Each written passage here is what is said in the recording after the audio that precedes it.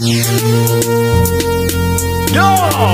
this is Rampantilla Radio.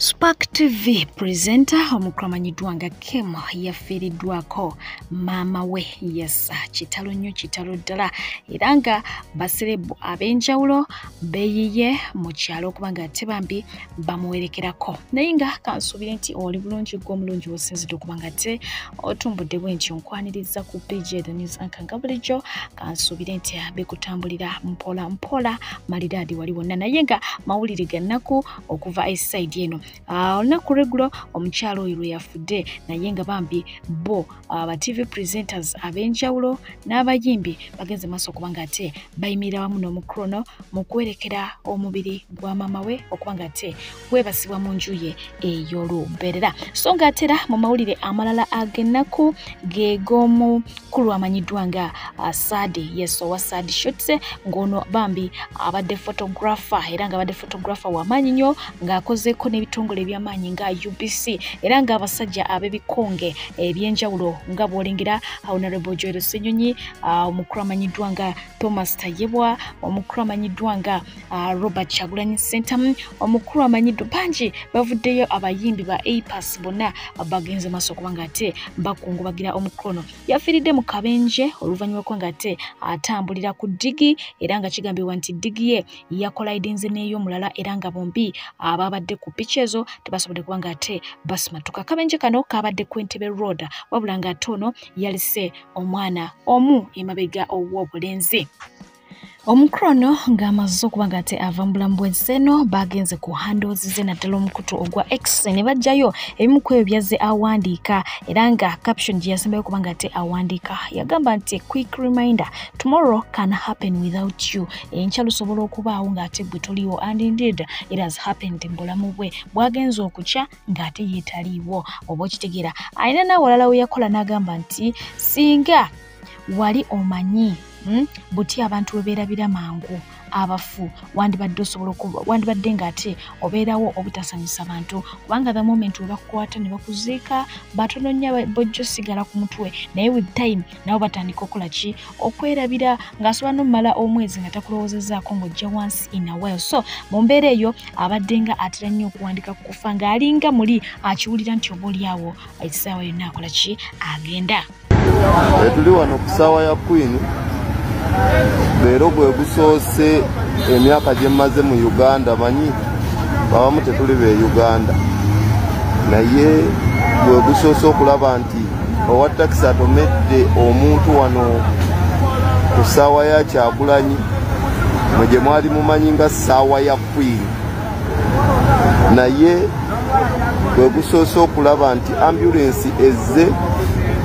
nejjawo omuntu banange mwongere okusabira Uganda nga enkya Easter gwe gusoose kisikirabangako yamala akolaki yamala akiraba omwena abanjazabiramu zino ziri ssaawa 12 luwajja okunyazabira mu ssaawa 9 ssaawa 12 wano ku ssaawa ya Kyagulanyi gye mwali manyi ng'essaawa ya Queen gwe gusoose okulaba nga ambulensi enonye owa takisi gwetomedde ennyonyi enkeze yebawa amawulire akabenje ako nga bw'owulidde kabadde ku ssaawa ya Queen ensonga lwaki kakutuusizaako ono yabadde yeewuunya obwangu ambulensi bwe yakozesezza mu kubanga ate etuuka mu kifo ekitatera kubaawo koza ebiseera ebisinga batera okukeerewa okutuuka mu bifo ebiba biguddemu obubenje bwe biti naye nga ye omunnayuganda abadde awangalira mu ggwanga lya South Africa emabega kaawo yalabikirako mu katambi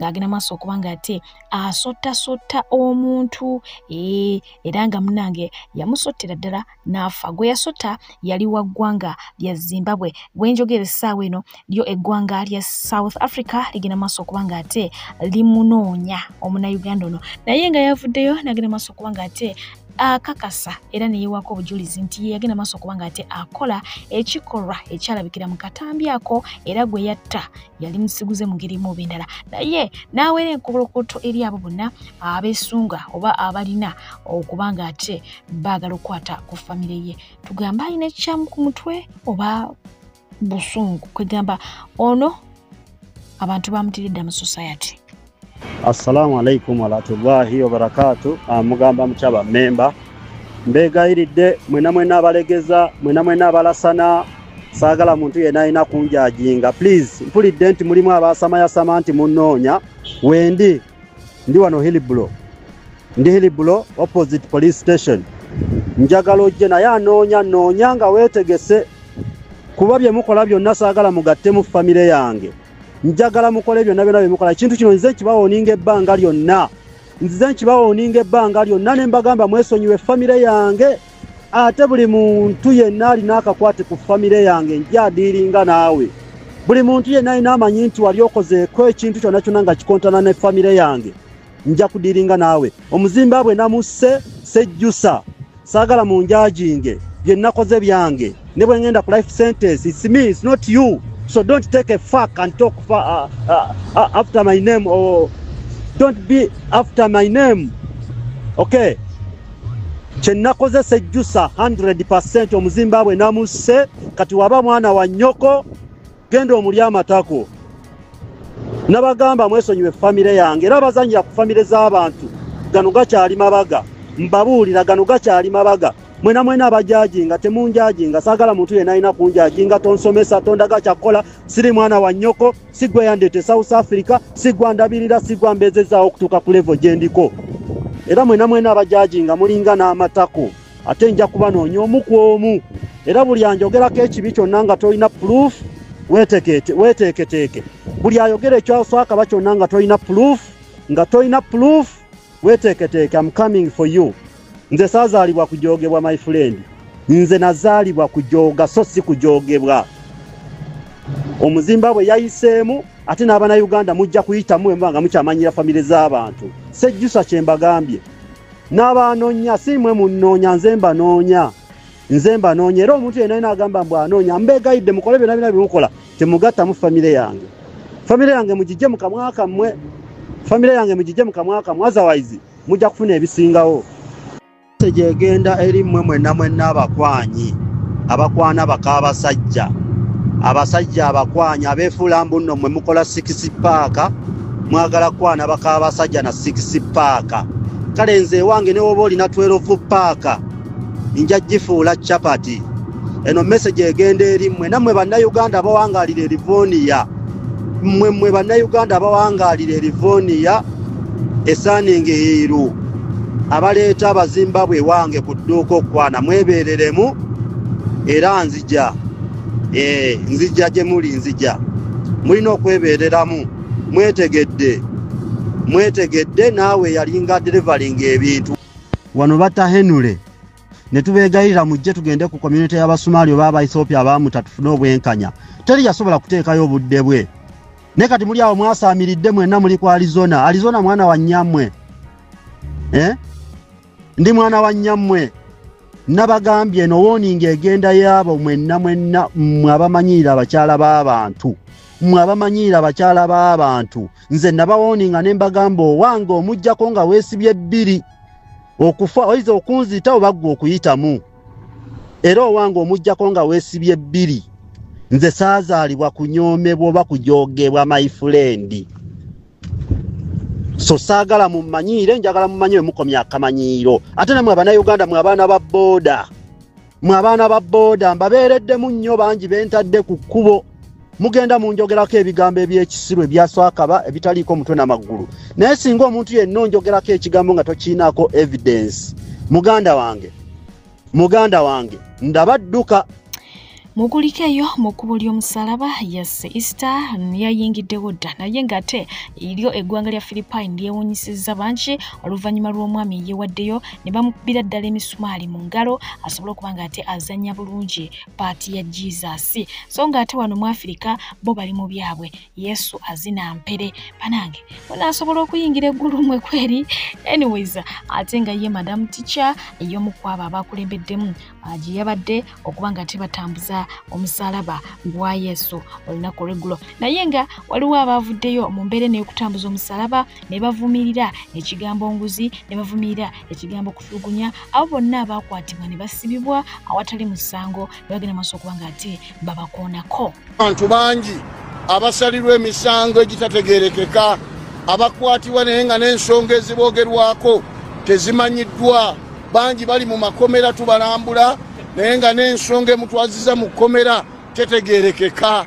Njagala kubagumya abantu abo bonna abasibiddwa obwereere be bamye ebbeiro ti nga tutambula kaakano okukwata ekkubo ly'omusaalaba tubasabira Katonda waffe abawe obwenkanya era tuvumirira abo bonna abakwata abantu abo nga tolina bujulizi n'obawaayiriza n'obateekako ebisangosango olwa influence yo olw'ebyobufuzi abantu abo ne babeera mu kkomera nga babonaabona. Tuvumirira ensonga eyo ng'ekkanisa era twegayirira Katonda abeeko kyakyusa mu ggwanga lyaffe lino. So ng'ate yo ebbaala ya Mezo yazidda mu layini era nga yaguddwawo dda esobola okuba ng'ate etandika okukakkalabya emirimu gyayo mu butongole. Yogera nti ebbaala eno yagenda mu mawulire oluvannyuma lw'okuba nti omwana ow'obuwala Martha yafiiramu era ng'ekyo kyakuba bangi wala bwe batyo ne bagiggala wabula ate yaguddwawo. Ate nga ye omukulu amanyiddwa nga Yoweri Kaguta Museveni yavuddeyo n'ayambalira bannayuganda okuba ng'ate beesuliddeyo gwa Nagamba ku nsonga ya East African Federation ng'agamba nti tebagyogerako wadde ate ye omukadde akaddiye yagezaako okuba ng'ate agipushinga. N'agamba kati tunuulira CBS teina kyeyogera ku East African Federation wabula eyogera ku Buganda all the time. N'agamba naye ku myaka gye gino gy'aliko asuubira akadde konna agenda kufa abaviire yegendere mu ggulu yeeberereyo ne Yesu Kristo abalekera agazibu gammwe. Agamba nti bo bawala be bakkiriza nti ajja kuweza emyaka 10 naye nga tajja kugiweza kubanga okuva kati asuubira okubeerayo emyaka amalala 20 nga mulamu. Awo nno wajja okusinziira atawanyike agenda ate abeere nga akasiba ne Jesus Christ babeere mu bulamu bwabwe obulungi nga mmwe abato abaliwo kati oba emijiji egiriwo kati muzaalawa ebintu bye mwandibadde nga kati bye mulina okukwatako naye mujja kukiraba nga agenze. Ate nga ye omukyala amanyiddwa nga Buchana yavuddeyo n'ategeeza nti singa emyaka gyali giggulwa nsimbi Uganda yandibakunze musonde ssente asobole okuba ng'ate agula emyaka ayongere muzeeyi asobole okuba nga adda buto ayongere okubakalakata. Ate nga ye Minisita Balamu gamubugumye anti kooti yamuwa olukusa okutunda ebintu bya mutabani wa BMK ayitibwa Haruna Kalule Muwanga lwa bbanja lya buwumbi obuwerako ddala 2. Kyokka Balamu yagenza okutuuka ku bintu bino nga banka ya Yako yabitunda dda kakati n'asoberwa ewaka ne mu kibira. Enkayana ku ttaka zose za kuggwa leero mu ggwanga ly'e Uganda yassera ng'abantu omusaayi bagwira ddala bwe kituuka ku ttaka era kubanga ate kutuusako omukyala avuddeyo okuba ng'asaba bannayuganda okukomya okwetiririra singa abantu baba babalumbye ku ttaka lyabwe ne baba nammundu bagezaako okuba ng'ate babeŋŋanga basobole okusigaza ettaka lyabwe. Kati buli wengenda wonna mpaayo enamba yange y'essimu mumpulidde bassebo temubonaabona na kutuulawo ne batwala ettaka oli n'akusuula wabweru ate bagenda okukomyawo nga kizibu. Fiira mu ttaka ezo emmundu zireke bazikukube. Don't be cowards. Cowards is what lwaki muli batiitizi? Ate bw'osigalawo n'ogamba ssebo bw'akwata emmundu naawe obeerako kyokwata neweekanka oyetabula weerwaneko oli ow'emmundu ajja kudduka tajja kikukuba. Gwe banaatwala mu ddwaliro bamutwale waliwo abasigadde kati mwagala kuŋŋamba nti oyo watudde mu ddwaliro tewali bagenda kusigalawo ne bafuna justice ne bafuna obwenkanya. Mulekerawo okutiisibwatiisibwa. Pulezidenti yabawadde obwanannyini 100 ku 100 mwe mufenga mutambula. Ekyo kye mbadde njagala kwogera. Kyenyongerezako kwona omwana gwe bagambye bw'otuukayo poliisi n'ofuna chance ebyo ne bikubula naye nga ku kibanja okwo waliwo ebintu ebiraga nti mbadde wano emyaka gino gyonna ebyo bye tusobola okujja ne tulaba ne tukuprotecting olw'ebyo tusanzeewo. Nga bwe yakugambye tambula funa eyo chance bw'obisanga nga bikyaliyo ebyo ojja kuba oli wa mukisa naye bw'osanga tebiriyo owe takata kutiisatiisa oli ku kibanja kyo 100%. Anti kati nze ebyomulamuzi saagala kubyogerako nze njogerako mukama wange yampa omulimu ebyomulamuzi tubireke.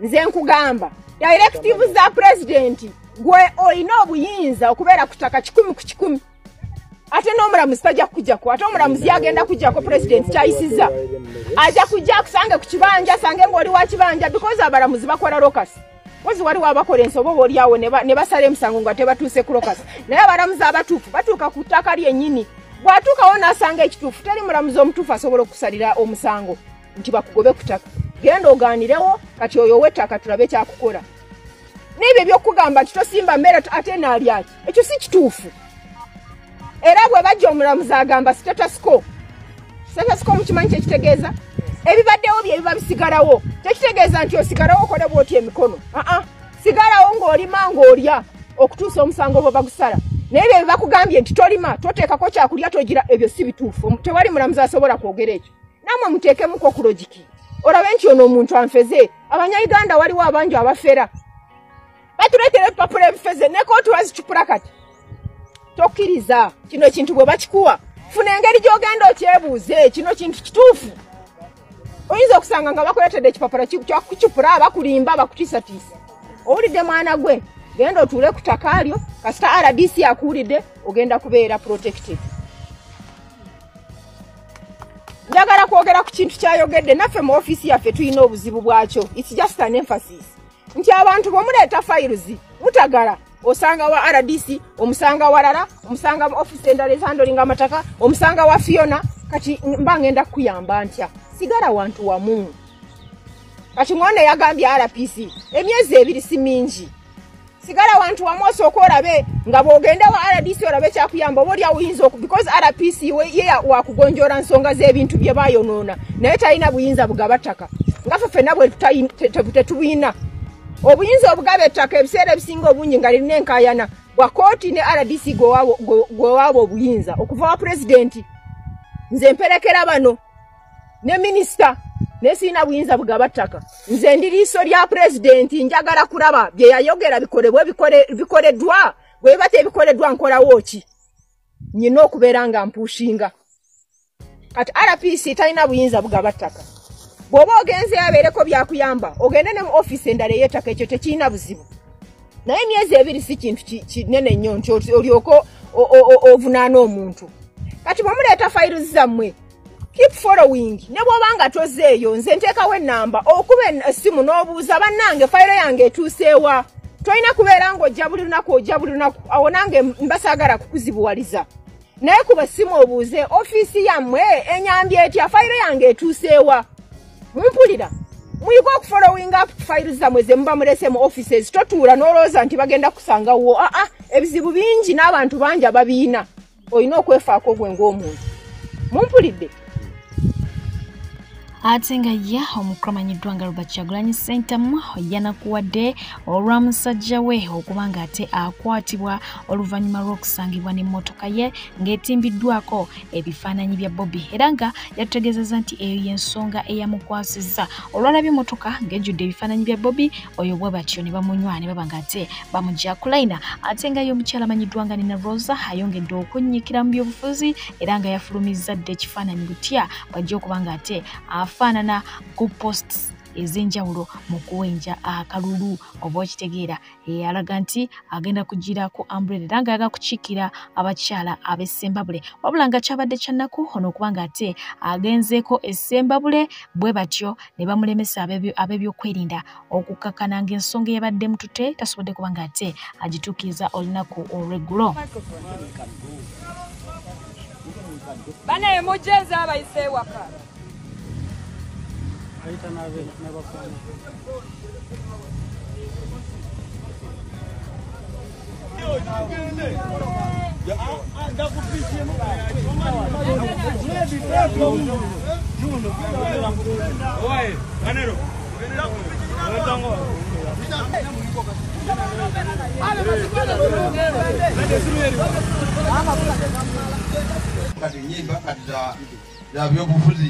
RDC called Muze says if there's a rally at your place, you have not written to us.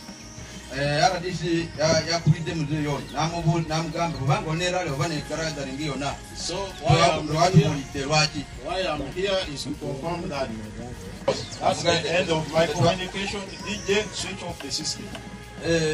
nabidongo yako ebidongo atali wawano atali wawano akwateko wakoleki waka Right away, I've said, let everybody leave the place. Switch off the system. Never. Switch off the system and pack the music.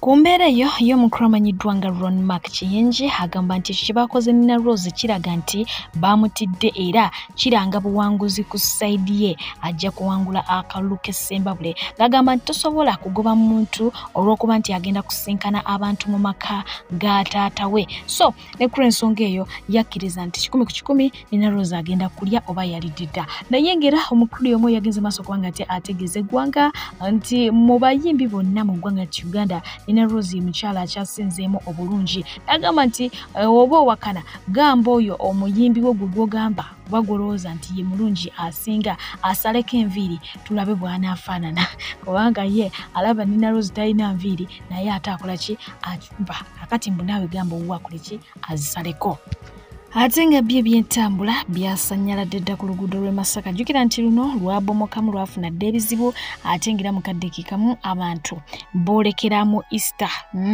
ennaku zino eza Easter n'ennaku ziri enkulu nga bw'ozimanyi Idi agatta ku Christmas abantu batambula bagende mu byalo basobole okuba nga ate bakola ki bali ennaku enkulu kakati kajjaamu kakutte dda era ng'emmotoka mu bitundu ezitambulira ddala kasoobo kugambya abajja okulya Easter banaye mubirekete mwinayo mugenda yita tuli mu Lwera tukiranye essaawa 4 namba tuli wano kitabuse butabusi mufumbe emmere mutukolere delivery abajja okulya Easter mukole delivery tujja kagula akamere tuli mu Lwera mujje mutusange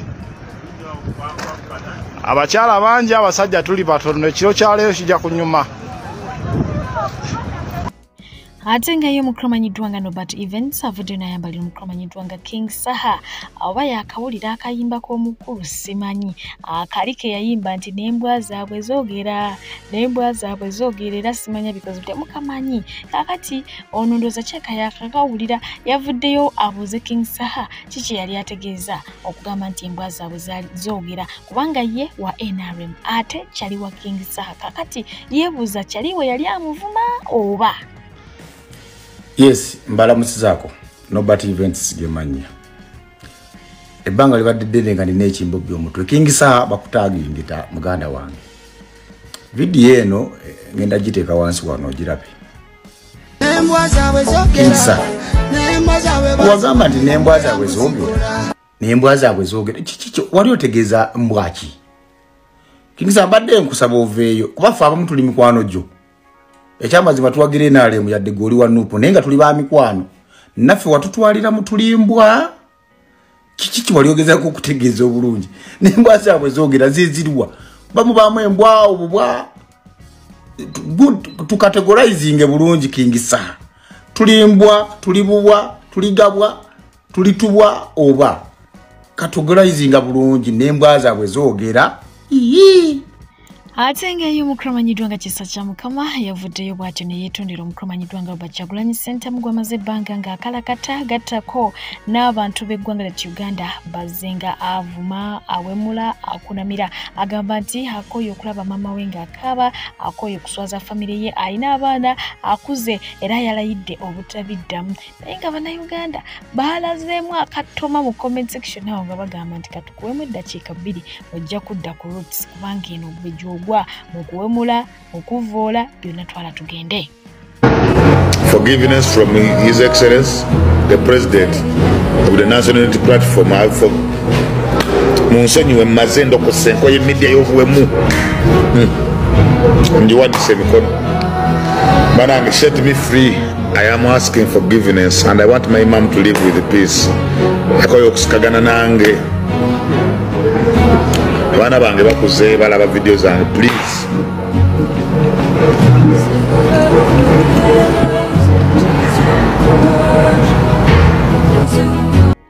Wetogere sawa eno ye omukramanyiddwa nga Robert Kyagulanyi Ssentamu olw'omukwano mungi abangi gwe bamulinako gattako n'essuubi lye bamulinamu okuba nga ate akyusa obuyinza abangi kwe bazaalidde ne bazaalirako nga n'abamu bafudde tebalabye mu mulembe mulala. Kakati no yazaalidde dda muganda we amanyiddwa nga Ediawe Kanaluzaala yamuzaalidde dda emiswiba era nga wetwogera omukulu alina ebigambo byagenze maaso okuba nga ate ayogera ebitaasanyusizza abantu bano abaagala Robert Kyagulanyi Ssentamu era nga ngenda kuba nga ate mbikutuusaako ate olwo nkutuuseeko abantu ab'enjawulo abaavudde mu mbeera bayitirivu naye ngenda kuba nga ate nkusunirako abo bensobodde ne bagenda maaso okuba nga ate babaako obubaka bwe bayisaawo nga bagamba nti babwolekeza ew'omukulu amanyiddwa nga Ediawe naye nga waliwo akatambi still kavuddeyo nga ebigambo ebyo principal yabyogera amabegako nagamba nti teweewuunya akadde nga katuuse n'olaba muganda wange ng'alina kyannumiriza okitegeera nga nti kati for example Bobi Wine ali abantu ebyo bijja kubaawo kubanga politics bwatyo ye bwakola abantu babagula ssente abantu bakola kiso abantu balowoozezza nti oba oliawo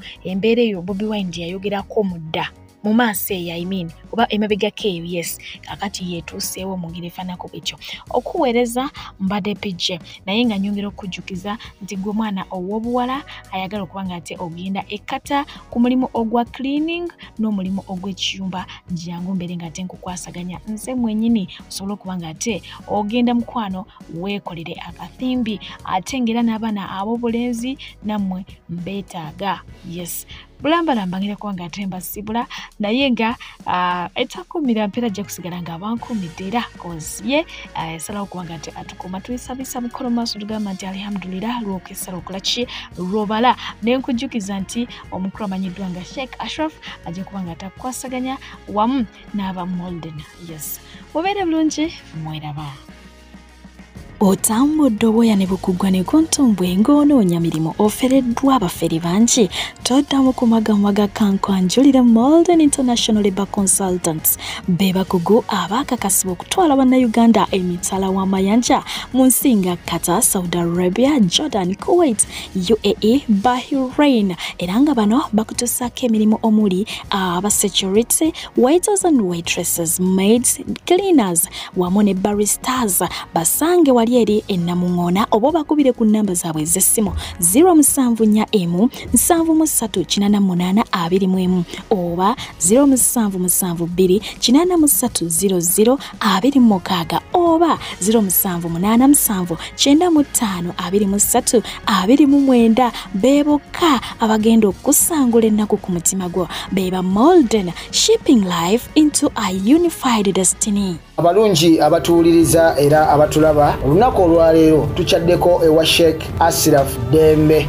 Sebo nsanyusa okubalaba amannya agange nze Sheikh Ashraf Dembe akola ku bizibu by'enjawulo omuntu singa abalina ebirwadde musomereddwa tumwa amazzi ga lukuya nga bw'obadde ogalaba tugenda abantu ku kyoto ne twokya emizimu emibi egibabaamu n'okulomba edduwa abantu singa abeera ng'ali wano atuuse sobola okumulombera edduwa ne waba atatuuse nga mpadde amannya ge naye ng'ali wala maneetaase enamba yange yeeno eri 0701763711 nammwe bannyinaffe abali ebweru oyagala okuba nti oyagala okulombera ku dduwa ng'olina ebizibu viza zibuze amaka gakolongotana sente zikola zimpita mu ngalo ojja kumpeereza ekifaananyi kyo n'amannya go ebyo byokka bijja kummala nja kukulombera edduwa ojja kutereera olunaku olusembayo mu mwezi mba n'edduwa eyawamu ffenna n'abalwadde bange abakadde n'abapya. Salaamu alaikum warahmatullahi wabarakatuh. Bannange temwekanga nga mulabye oba senga wange oba maama wange oba muganda wange najja n'abagamba oyo Bobi Wine ali abafu. Tekibeewuunyisanga kubanga ababikola balina amaanyi gonna balina sente zonna bw'oba olwana ne Museveni oba olwana ne Bank of Uganda oba olwana ne Uganda Police oba olwana ne UPDF oba olwana na buli kimu. Ate nze nyina okulwanya bakulu bange era bakadde bange mbasaba munsabirangako. Bena bali wano mbasaba mu byonna byonna tulebaza obuwagizi ne munteekangako musaala kuba neesanga mu mbeera nga bwe mba nnwanyisa omulabe nyina kulwanyisa mukono gumu ate guno omukono mulala gubeere nga gulwanyisa abantu bange abankwata neme kulwanyisa mulabe ekyo abantu ba wano waliwo ekigendera okututeekako ekyo kuba mu gyenkaaga bayagala nnyo tuteekako nti abaganda bankwe abaganda tebagalana abaganda tebawuliziganya abaganda babbi si bituufu ekitukoze obinyo politics as a family tufunye abantu bafunye opportunity okutumanyira as a family kuwule wotambula ko nasanga mto wange making ayomba nga ovubuka sebo ngambi wontoyitawo agenda kulaba Kyagulanyi gwe tusiba naye nga kugamba ngala bali important yero tuka uno mvubuko twali tulaba bikonde somewhere ngenze mu toilet mu bathroom ngendo komo nga tudde mu kifo kyange okuba ina kyalo kwesimba anaganira onaganti ayirake wise. No, there's a time for Iraq and there's a time for family. Now it seems like abantu bamanyi bo bakoma ku byobufuzi kitandikira mu family yaje kigwera Bobwine oba Kyagulanyi tajja kutuma linnya lyogwe ajja kutuma lyange nange sijja kutuma linnya lyogwe njja kutuma liri so family mujiwe ku ka space. You get my point. Mutukoze mu entalo nyingi nnyo twerwane muwana kugamba wale wade ku somero no wale obuto bode buzanyaga oyo mukuba bane batandika okulwana kakati fene tuli bakulu tusobola kimanaginga naye ate abaana abato tuzadde and so on kati bwowana Kyagulanyi nti ayina amagezi nze siina really oli mukuwana Kyagulanyi ngate yatuzaala aliomu kyakiyiro nti mugezi ekitegeeza ku kitaffe yali musiru omama yaffe nga ye mugezi okiteera kakati bigenze ku baana muzaala abammwe nammwe mulete kuba mwete muzaala Mundansonyi wa Kajanja naye kantwala omukisa guno okutegeeza buli wa family ya Bobi Wine okuva olwaleero n'ennaku zonna ezinaddirira paka 2026 nga awedde mutujjeeko akajanja mukimanye nti Bobi Wine essaawa eno ne bawanga yafiiriddeawo we mumulaba tusobola obbagana n'okukwata ku mulambo waffenna kati eno n'amaka gatulema dda tulibeera mu kwasama tukeera ku kwasama tulwanirira omuntu omu mu family yammwe mwabalala ne bwe muvaawo Bobi Wine takyali muganda wammwe takyali baba wammwe takyali taata wammwe kuba essaawa eno kabe babi tamutusingako buvunaanyizibwa nafiirawo God forbid naye essaawa eno tusobola n'okubagana okukwata ku mulambo gwe tekibaawo ekyo nkisazaamu kubanga ye mununuzi waffe naye abafamily ya Bobi Wine mugjeewo olugezigezi n'akajanja takyali wammwe ekyo mube nga mukimanyi ffeno twayasama dda kasitoma n'ayingira nga tawagira Kyagulanyi n'omugoba bw'oba olwa Museveni genda kati mutugamba biki ebyo tetubitegeera ffe bye mutugamba mwetereeze bagundi Edi yawe blood va mu kamera family ya Sentamu tugiwe ekitiibwa era tukimanyi Kyagulanyi muganda wammwe ninaffe taata waffe ye mununuzi waffe ye president wa Uganda ekyo mulina okukikkiriza nti yabasukkako osegedde Edi yawe nkusaba va mu kamera mwenda muve mu kamera mubirekere Kyagulanyi abaana bajja kuyisaamu eggaali Edi yawe Kyagulanyi yabasukkako njagala mukikkirize tetwagala kulwanagana na Museveni ate tulwanagana ne famire Edi yawe nkusaba va mu kamera tuli mu byaddala Museveni atta abantu awamba abantu bana bange bafiridde mu struggle osegedde ebya Kyagulanyi bimulekere mwe byabalema kati muve mu kamera ng'omanyi oli muganda wa Kyagulanyi bino bijje mu feelingi ate tuli mu feelingi tuli mu byaddala Edi yawe buladi va mu kamera jeno Kibirige bino byaddala abaana bajja kusabula ate tetwalyagadde tuluza mu family ya Sentamu Mizinga ffenna tukimanyi muganda wammwe ni mwina okukikkiriza nti yafuuka pulezidenti wa ffenna jeno Kibirige baba waffe Edi yawe muzeeyi waffe Edi yawe onaatusonyiwa busonyi naye Kyagulanyi takyali muganda wammwe takyali kati azaala nsi yonna taata wansi yonna baba wansi yonna kojja wansi yonna buli kimu wansi yonna era jajja waayo takyaliko baba akuzaala naye temugenda kukola nsobi nti olw'okuba muli baganda be ekintu kyaliko kati yeetisse ensi togenda kukola bintu ffa nti olw'okuba oli muganda we nti gwe oyitewo buyisi okitegeera ne waaba Solomoni Kampala n'akeera n'akola ensobi ayina obuvunaanibwa kaabe Babi Kyagulanyi kubanga abantu bali mu kuteekayo obulamu bwabwe bafiiririra eggwanga nga koza agyetisse eyeetisse ekintu kye balwanirira ye Kyagulanyi gwe weenyigidde mu ki omuntu watuukira okuwaayo obulamu bwe gw'oleete brotherhood kyogamba mu nsi endala teriyo bantu nga baganda baabwe ba president obanga bali mu kulwanira eggwanga tebakisoosowaza bwe batyo. Kyagulanyi yafuuka wansi yonna kati ffe tumuyita muzeeyi, okitegeera, ffe tumuyita muzeeyi waffe. Edi yawe Katonda wa Allah Ojja tuleetera emize. My lord, ayiwanga tugende twogere ebitasaana kubanga tulina obusungu bwaffe. Saagala mubalantire mu nsonga zino. Mazima mwesonyiwe pulezidenti w'abantu. Kwoyo tujja fafagana n'omuntu oba olyani tetujja kumanya. Mazima wamma bulijjo twebuuza lwaki kyakishino awagirwa nnyo aba NRM. Nsembye nga neebaza mutabani wa Nyanzi era nga mukongratulating okuba nti yayiseemu. Talented young man, very intelligent. I want Churchill. Government will support Churchill. Abategeera nga bwentegeera tugenda kusupporting ono Churchill sentamu yalaze machuwa nakuwajjo. Ne tugamba kinaaba kiki? Tuba tuli awo ate naawe ofuddeyo. Mwesonyiwe omukulembeze w'abantu oyo akiikirira bannansi bonna ababundabunda ababonaabona abagobeddwa ku mataka n'abo abaafa. Tokolanga ensobi ne wekkika mu ggaali y'ekyukakyuka tujja kuyisaamu. Kale ffe tetuli ba Luganda lwe naye tumwegomba.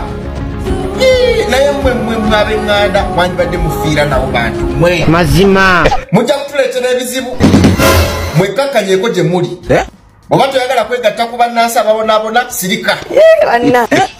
Ate mweno revolution buli alina bad mind yonna eri struggle tujja kumutegeera. Mutwesonyiwe tulina ennaku yaffe. Saagala ate nkomewo olulala kiboka ekaabe. Katonda onaawulira.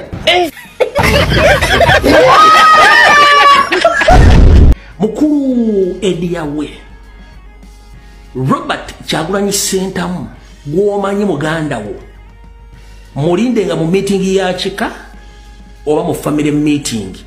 If it is come to national matters ne ku national platform abantu bonna abaliwo abavunanyizibwa ku president waffe olina okufollowinga protocol mpaka lw'omufuna ng'omusanze mu ofiisi ye ng'omuntu. Bw'oba toyagala following a protocol, that means nti gwe kikulemye kubanga tuli mu national matters. There is a difference between the national matter and the family matters. Family matters osobola okuva gy'ovudde n'ovuga akagaliko n'ogenda eggomba oba n'ogenda maka ga Kyagulanyi Magere, no problem. We don't have problem with you. But if it is come to national matter, you have to follow protocols. Oba gwamugulira Daloni, gwamugulira obutawa kasuku, oba gwamugulira kisumuluzo, oba whatever. Tebitukwatako, you have to follow the protocol. Why? Kankutandike kwotegeere. Ono sodo kabuta. Ono soda ani kabuta. Waliwo katika video katandise. Ono kubaita sodo kabuta.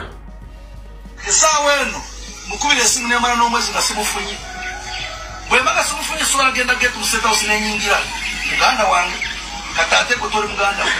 Ogenda kuyingira yoti. Nze siyingira ate gwe.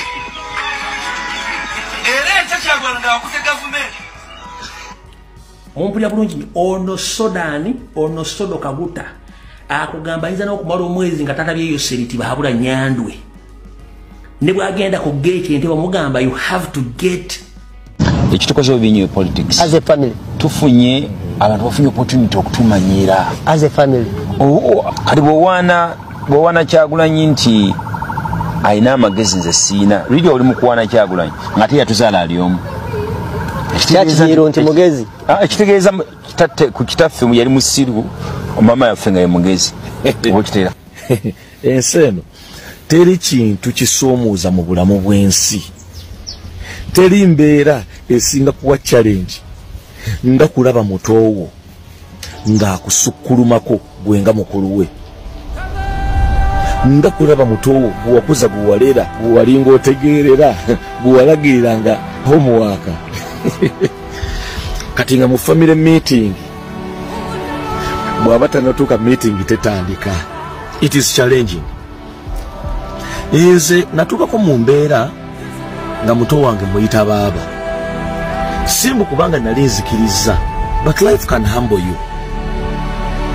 But when you choose peace, ofuna emirembe. Nakkiriza nti muto wange afuuse wankizo nnyo wabuvunaanyizibwa nnyo mu famire yaffe era mu kukkiriza kwange nakifunamu nnyo emirembe because that was reality. Teri kintu kizibu ng'abantu kutegeera nti oyina ensaalwa ku mutoowo. Life is challenging for the first born. Edi yawe chairman Nyanzi. I know I can fit in your shoes.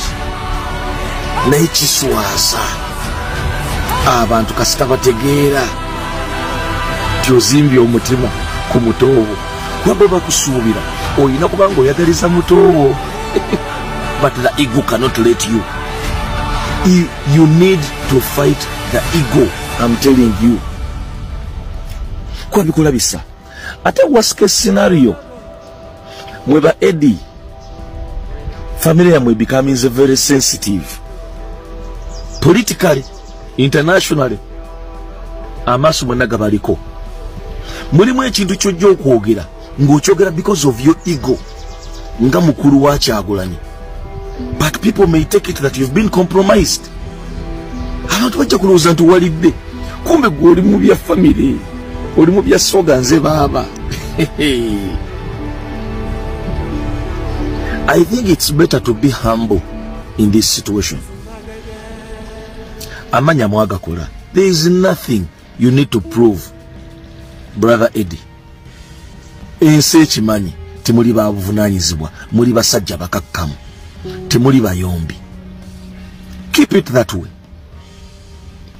Try not to prove a point to the public. Try not to show an element of power. Because reality is, people know who is the most powerful in your family. Try, the moment you try to prove them otherwise, you'll only look weak. You'll only look jealous. You'll only look envious. Remember, you are not the firstborns. We are firstborns. But we may not be the most powerful. Simu abasose mukakane mugenda kwerabisa.